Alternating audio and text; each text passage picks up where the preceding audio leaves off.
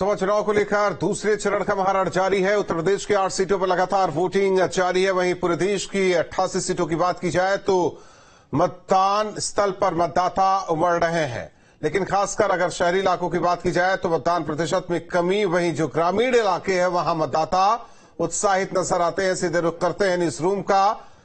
बड़ी खबर हमारे सहयोगी रितु तोमर बता रही है। जी बिल्कुल, देखिए लगातार रफ्तार बढ़ रही है वोटिंग की, लेकिन इसके साथ ही आपको बता दें कि लोकसभा चुनाव के दूसरे चरण को लेकर वोटिंग जारी है और 13 राज्यों की 88 सीटों पर वोटिंग चल रही है। वहीं अब वोट प्रतिशत की अगर हम बात करें तो यूपी की 8 सीटों पर मतदान हो रहा है। अमरोहा में 11 बजे तक 28.46% वोटिंग हो चुकी है। वहीं मेरठ में 11 बजे तक 25.53% वोटिंग हुई है। मथुरा में 11 बजे तक 23.19% वोटिंग हुई है। गाजियाबाद में 11 बजे तक 23.14% वोटिंग हो चुकी है। बुलंदशहर की बात करें तो 11 बजे तक 23.31% वोटिंग हुई है और वहीं अलीगढ़ में 11 बजे तक 23.35% वोटिंग हुई है। देखिए, ये दूसरे चरण का मतदान है जिसका प्रतिशत हम अभी आपको बता रहे हैं। 9 बजे तक हमने देखा था कि 11% तक वोटिंग हुई थी। यही प्रतिशत में इजाफा हो रहा है। पहले चरण के मतदान की बात करें तो वोट प्रतिशत कुछ खास अच्छा नहीं रहा है, जिसके बाद प्रशासन हो या फिर दल हो, सभी ने कोशिश की है कि मतदाताओं को जागरूक किया जाए, उनको घर से बाहर निकाला जा सके, मतदान के लिए उन्हें जागरूक किया जा सके। वही हमने पिछली बार के चुनावों में भी देखा था, लोकसभा के जो चुनाव हुए थे 2019 में, उसमें भी दूसरे चरण से ही मतदान का जो प्रतिशत है उसकी रफ्तार बढ़ी थी। इस बार भी उम्मीद यही लगाई जा रही है कि दूसरे चरण के जो मतदान प्रतिशत है वो पहले के मुकाबले अच्छे हो सकते हैं। हालांकि फिलहाल वोट प्रतिशत जिस तरीके से चल रहा है, जिस रफ्तार से चल रहा है, ऐसे में उम्मीद है कि पिछली बार के कंपैरिजन में इस बार वोट प्रतिशत अच्छा होगा। तो आपको बता दें कि ये बड़ी जानकारी लोकसभा चुनाव से जुड़ी हुई है। दूसरे चरण का मतदान चल रहा है। उत्तर प्रदेश में 8 सीटों पर मतदान किया जा रहा है। वोट प्रतिशत अमरोहा में 11 बजे तक 28.46% वोटिंग है। मेरठ में 11 बजे तक 25.53% वोटिंग है। मथुरा में 11 बजे तक 23.19% वोटिंग है। गाजियाबाद में 11 बजे तक 23.14% वोटिंग है। वहीं बुलंदशहर में 11 बजे तक 23.31% वोटिंग है। अलीगढ़ में 11 बजे तक 23.35% वोटिंग है। ये 8 सीटें हैं जिन पर चुनाव हो रहा है, मतदान हो रहा है। ऐसे में मतदाता धीरे धीरे करके अपने घरों से निकल रहे हैं, पोलिंग बूथ पर जा रही हैं और अपने अधिकार का इस्तेमाल कर रही हैं।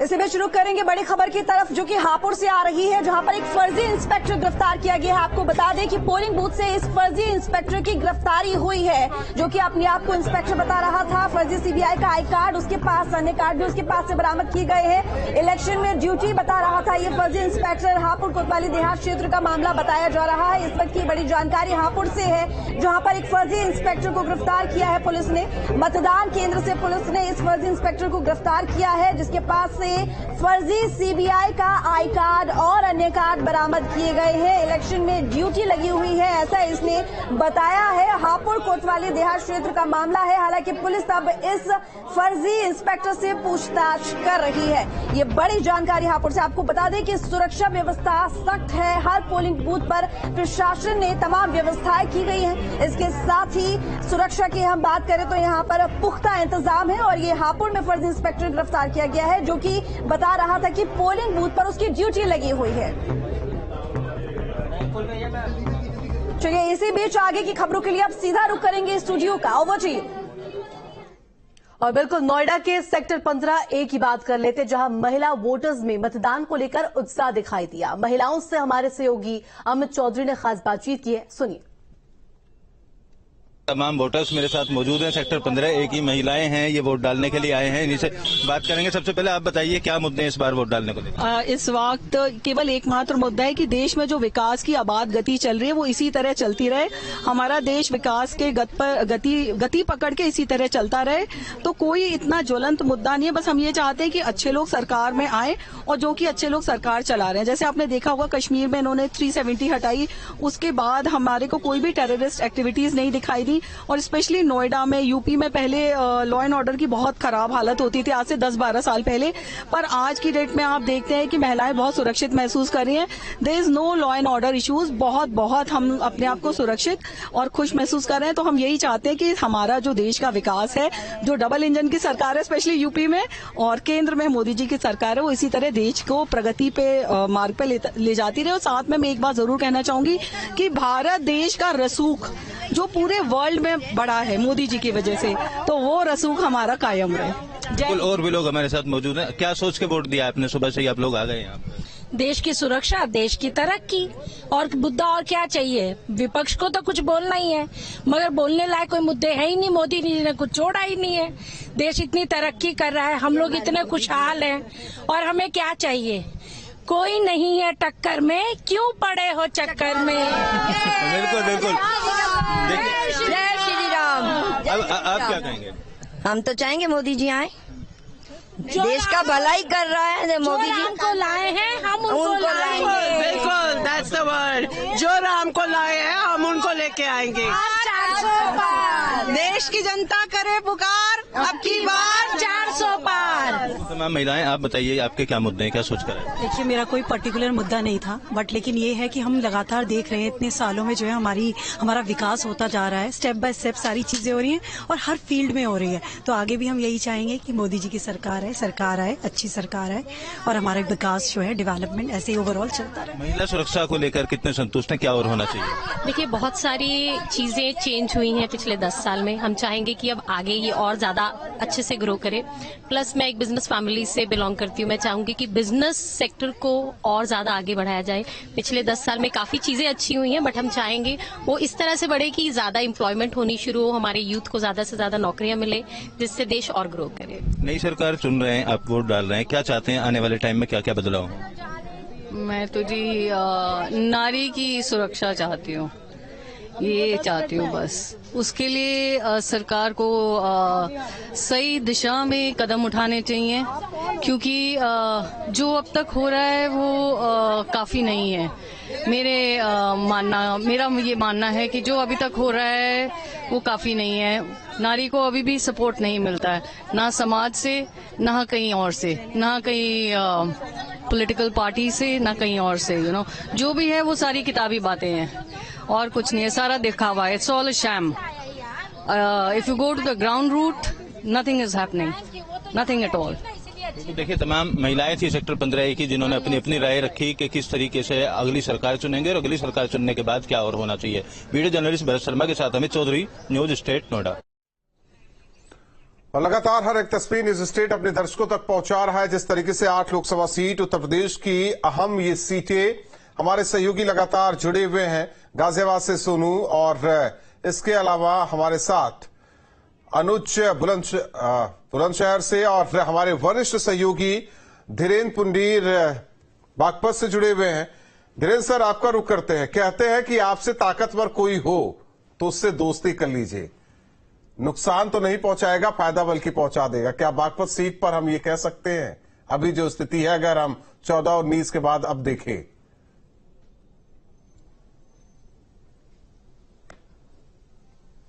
अगर हम लोग ये देखें तो वाकई इस कहावत में थोड़ा दम है, क्योंकि इस वक्त जब यहां 2019 की हार के बाद आरएलडी और बीजेपी में दोबारा से, बीजेपी चूंकि 10 साल से लगातार जीत रही है, पहले चौधरी अजीत सिंह को हराया और वो तीसरे नंबर पर पहुंच गए थे। उसके बाद जयंत चौधरी जो एकदम नए चेहरे के तौर पर थे, तो वो पहुंचे तो उनको भी हार का सामना करना पड़ा।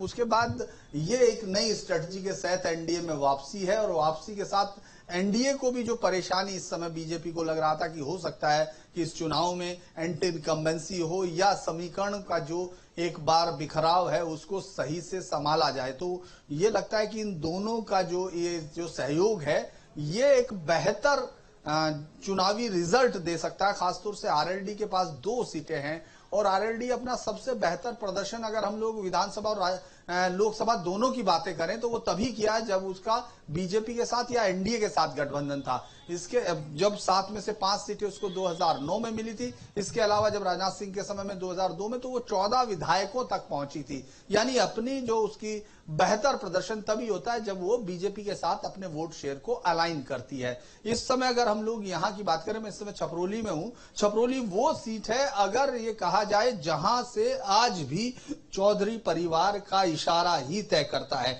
ये बात सिर्फ कहने के लिए नहीं है, ये रिकॉर्ड से साबित होती है। 1967 के बाद से ये सीट लगातार सिर्फ चौधरी चरण सिंह के इशारों पर, उनके परिवार के द्वारा चुने गए लोगों पर मिलती है। ये अलग बात है कि 47 साल बाद अब इस सीट पर जो वोट डाल रहे हैं, पहली बार लग रहा होगा आरएलडी या चौधरी चरण सिंह के परिवार के अनुयायियों को कि उनके परिवार का कोई शख्स यहां से चुनाव नहीं लड़ रहा है। लेकिन ये एक नई राजनीति की शुरुआत भी कही जा सकती है। जयंत चौधरी का एक बहुत बेहतर, बहुत ही एक पॉलिटिकल समझ का फैसला है कि परिवार के किसी आदमी को खड़ा न करके एक नए समीकरण को बनाने की कोशिश की। यहां से जाट और फिर वहां जो दूसरी सीट है बिजनौर में गुर्जर सीट दी है। तो वो दोनों सीटों पर एज में है, अपर एज में है। और यहां अभी हम लोग बातचीत कर रहे थे राहुल, जिसमें सुन रहे थे, जिसमें एक शख्स ने सीधे तौर पे कहा कि वो कोई तिनका भी खड़ा कर देंगे तो हमारे लिए वही हमारा पेड़ है।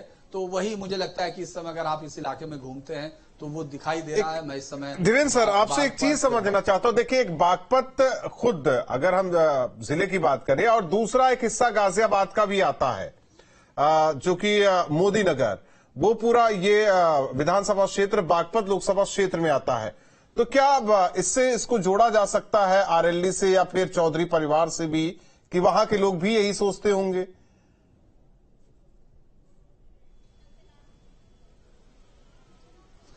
देखिए, समीकरण अलग जरूर होते हैं, लेकिन ये जरूर है जो रीजनल पार्टियां, जैसे चौधरी चरण सिंह को जब इस क्षेत्र ने अपनाया तो 1937 में वो किसान नेता थे।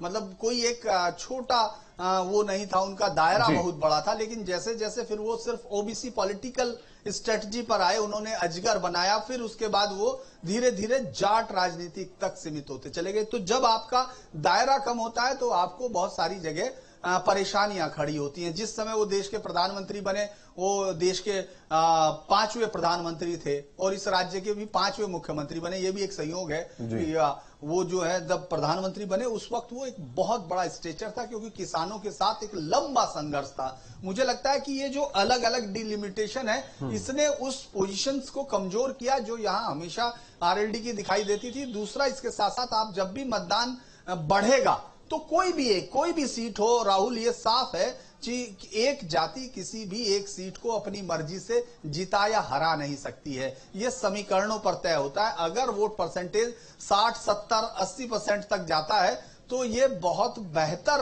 उस समय होता है जब सबकी सामूहिक हिस्सेदारी होती है। इसमें न केवल सिर्फ मोदी नगर सीट गाजियाबाद की, बल्कि इसमें एक सीवाल खास है जो मेरठ की विधानसभा है, जो लोकसभा में जोड़ी गई है। 5 विधानसभाओं से मिलाकर ये लोकसभा बनाई गई है, जिसमें 3 वो हैं। तो राहुल, अलग अलग पर अलग समय होता है कि जिसको चौधरी ने चुन दिया वो हमारा नेता है, वो हमारा है, चाहे वो कोई भी हो। मैं अभी तक सुबह से घूम रहा हूं अलग अलग लोगों से, चाहे पंचायतों में बैठे हुए लोगों से बात कर रहे हैं, तो उनका ये कहना है कि इस बात का हमको कोई दुख नहीं कि वो नहीं लड़ रहे हैं, क्योंकि जिसको नलके ने टिकट दे, जिसका नलके पे साइन है, हमारा वोट उसको है। तो मुझे लगता है कि कोई दरार नहीं दिख रही है ना बीजेपी के लोगों में ना आरएलडी के। तो ये एक बेहतर उन लोगों के लिए उम्मीदें पैदा करता है। जी बिल्कुल, धीरेन्द्र सर लौटेंगे आपके पास। हमारे साथ लगातार हिमांशु भी जुड़े हुए हैं। हिमांशु, गाजियाबाद में इस वक्त आप मौजूद हैं और गाजियाबाद की सीट बेहद हाई प्रोफाइल सीट है।